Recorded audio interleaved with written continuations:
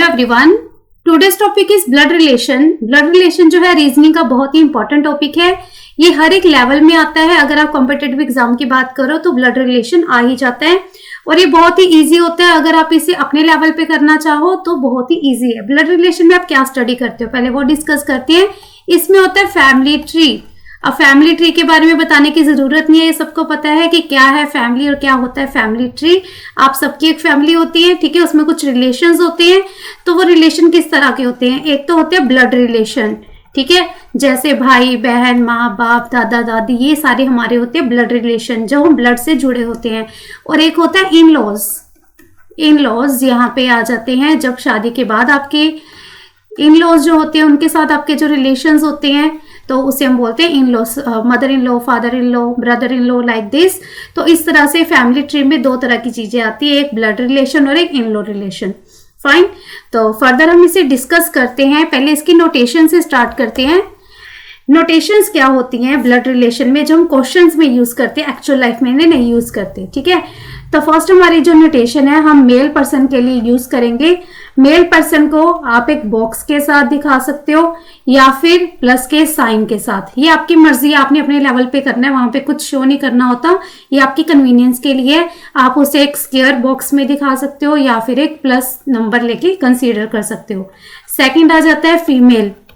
Female जो है अब मेल के साथ ही कुछ रिलेटेड होना चाहिए। अगर इसे आप बॉक्स दे रहे हो, स्क्वायर दे रहे हो, तो इसे सर्कल दे देते हैं, ठीक है। अगर आपने इसके लिए स्क्वायर लिए, इसके लिए सर्कल यूज करोगे।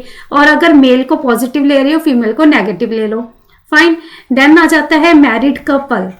हर एक फैमिली में कुछ मैरिड कपल्स होते हैं, ठीक है।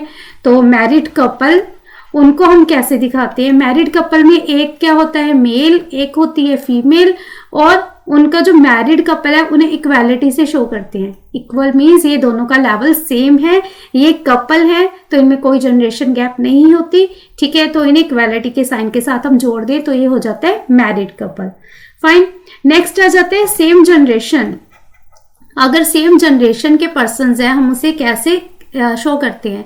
सपोज एक मेल है एक फीमेल है, ठीक है। एक तो मैंने मैरिड कपल का बता दिया। अगर ये दोनों ब्रदर सिस्टर है तो एक सिंगल लाइन आ जाएगी।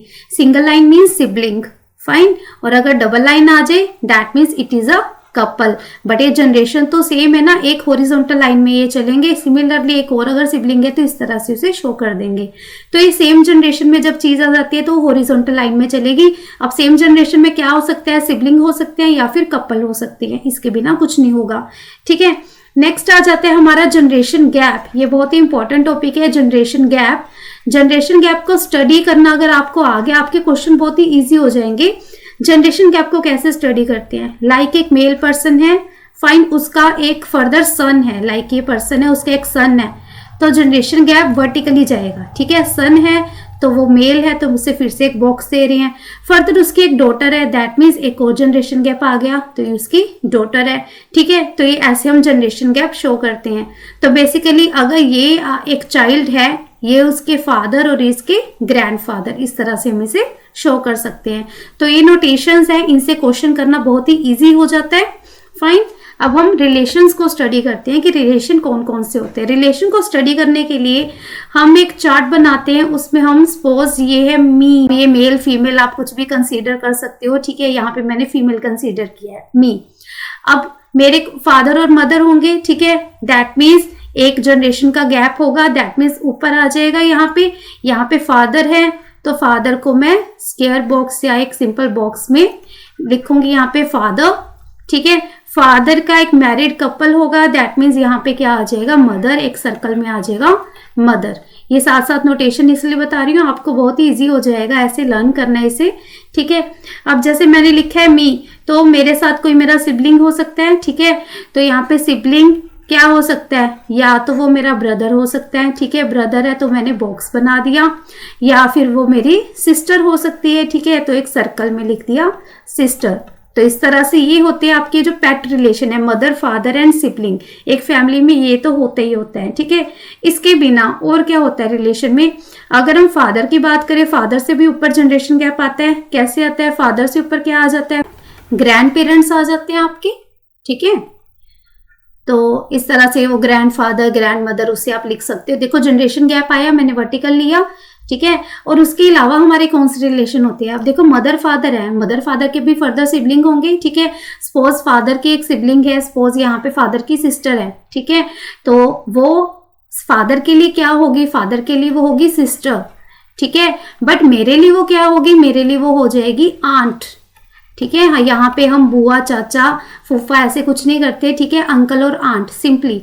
सिमिलरली मदर है, मदर का यहाँ पे कोई सिबलिंग हो सकता है, सपोज मदर का यहाँ पे ब्रदर आ रहा है, ठीक है, तो मदर का ब्रदर है, वो बच्चों का क्या लगेगा, वो हम जनरली तो बोलते हैं मामा, बट यहाँ पे क्या आ जाएगा, अंकल, ठीक है। अब इन दोनों में एक बेसिक डिफरेंस है कि अब मैंने यहाँ पे लिख दिया अंकल, यहाँ पे लिख दिया आंट। अगर सपोज फादर का कोई ब्रदर होता तो उसे भी मैं अंकल ही लिखती। सपोज यहाँ पे मदर की एक सिबलिंग और बना रही हूँ, यहाँ पे मदर की एक सिस्टर है, ठीक है, बट मेरे लिए वो क्या होगी, मेरे लिए वो क्या होगी, आंट होगी, ठीक है। तो ये भी आंट है, ये भी आंट है, दोनों में डिफरेंस क्या है, तो इसमें आ जाता है डिफरेंस पैटर्नल और मैटरनल का, ठीक है।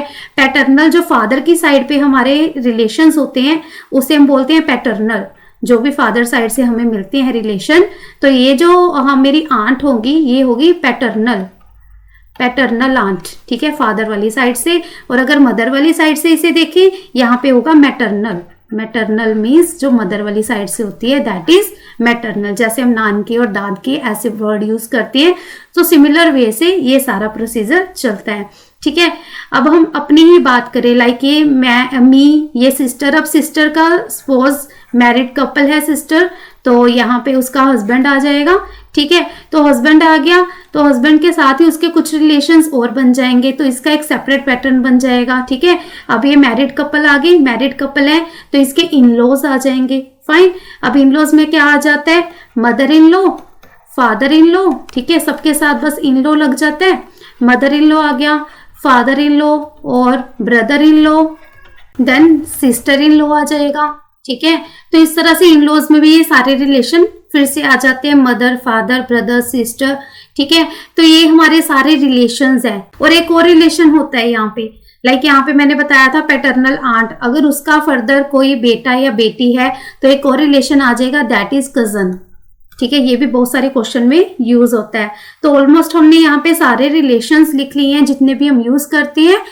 तो अगर आप इस क्वेश्चन को करना चाहते हो, आप उसे अपने लेवल पे लो, अपने रिलेशंस के अकॉर्डिंग सोचोगे तो आपको आंसर बहुत ही इजीली मिल जाएगा, फाइन।